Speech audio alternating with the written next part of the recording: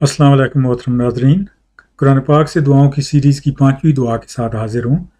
ये वाली दुआ जो है ये सूरह आल इमरान की 8वीं आयत है। तो आए शुरू करते हैं। औज़ु बिल्लाहि मिनश शैतानिर रजीम, बिस्मिल्लाहिर रहमानिर रहीम।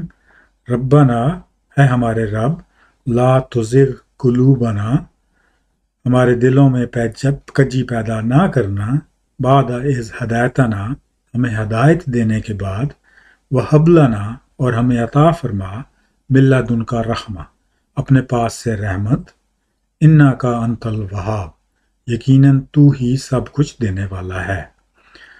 इस दुआ और आयत से पहले जो आयत है उसमें अल्लाह ताला जो है ये वाज़ेह फरमाता है कि कुरान पाक में दो तरह की आयत हैं। एक जो हैं वो मुहकम आयत हैं कि जिनमें हुक्म वाज़ेह है, जो क्लियर हैं और इंस्ट्रक्शनल है, जो हमें हदायत देती है।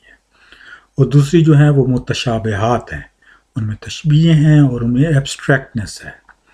तो हमें जो असल जो चीज़ें वाज़े तौर पे बिल्कुल हमारे तौर वाज़ेह हैं वो हमें उनके ऊपर अमल करना चाहिए। लेकिन साथ ही अल्लाह ताला ये फरमाता है कि जिनके दिलों में कज्जी है वो उन मुहकम आयात पे तवज्जो देने के बजाय जो मुतशाबिहात आयात हैं उन आयात को ऊपर बहसें करते हैं और उनके ज़रिए फितना क्रिएट करते हैं।